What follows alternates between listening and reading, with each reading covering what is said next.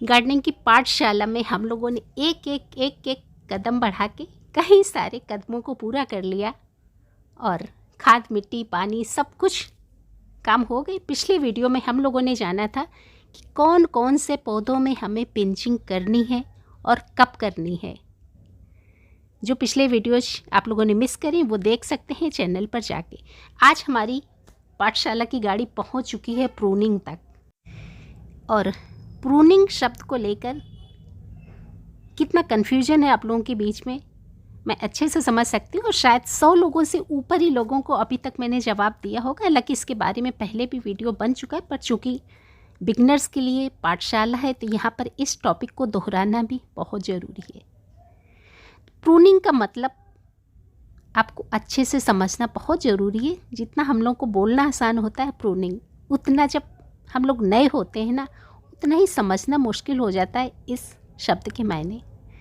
किसी भी काम को जब हम करते हैं ना, तो सबसे पहले उसके मायने जानना हमारे लिए बहुत मायने रखता है। मायने सही समझ में आ गए तो बस मायनों के मतलब सिद्ध हो जाते हैं, और मायने समझ में नहीं आए तो कभी कभी पूरी ज़िंदगी लग जाती है हमें उन कामों के मायने समझने। नमस्कार, गार्डनिंग की पाठशाला का भाग 16वां आप सभी का एक बार फिर से हार्दिक स्वागत करता है।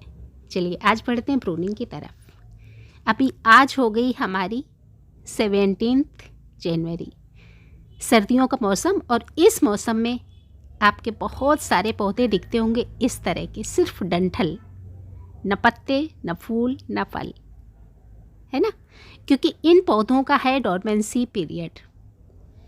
अब इस तरह की जब मौसम के बदलाव के साथ कई बार इस तरह के पौधे हो जाते हैं तो हम लोग अफरा तफरी में हो जाते हैं, सोचते हैं पौधा मर गया।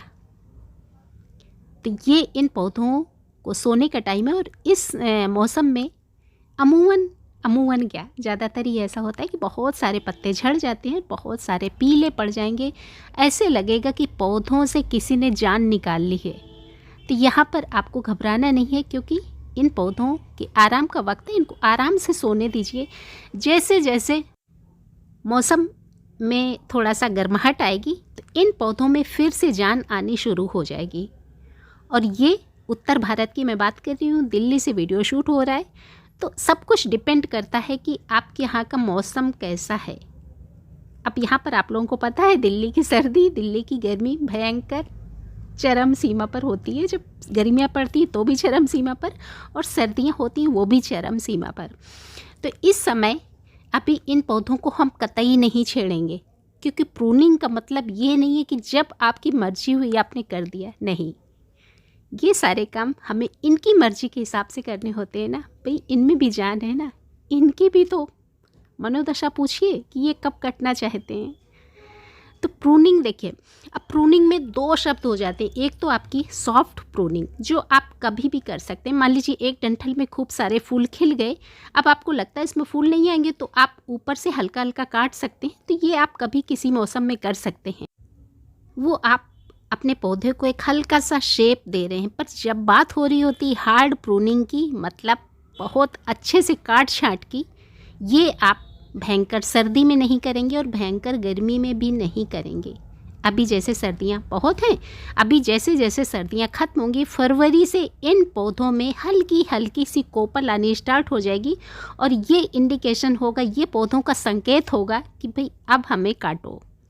फिर आप हार्ड प्रूनिंग कर सकते हैं, और हार्ड प्रूनिंग आप पौधों की ज़रूरत के हिसाब से कर सकते हैं। आप नीचे से 5 से 6 इंच तक पौधे को छोड़ के बाकी का सारा काट देंगे तो भी पौधे में एक नई जान आ जाएगी, उसमें ढेर सारी स्टेम्स निकलेंगी। और उसका फ़ायदा क्या होता है कि जब आप सोचते हैं कि पौधा मेरा लगी है, एक टांग पे खड़ा है, तो वो पौधा आपका घना बनेगा। और जो कि मैं बार बार समझाती हूँ कि पौधे को घना करने का सिर्फ एक तरीका, आप उसकी पिंचिंग करेंगे, आप उसकी प्रूनिंग करेंगे। अब ये देखिए सारे बेजान पौधे पड़े हैं, इन पौधों में जब मौसम अंगड़ाई लेगा उस समय पे इनमें नई नई कोपल आएगी, और उस समय मैं इनमें करूँगी प्रूनिंग।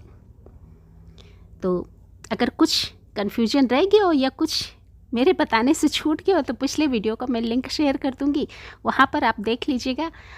बस मेरे ख्याल से इतना ही पर्याप्त है आपको इस प्रूनिंग के बारे में जानने का। ये देखिए मधुमालती सिर्फ डंठल डंठल दिख रहे हैं भाई। बहुत सारे आपके गार्डन में भी ऐसे पौधे होंगे जो सिर्फ खड़े होंगे डंठल के नाम पे।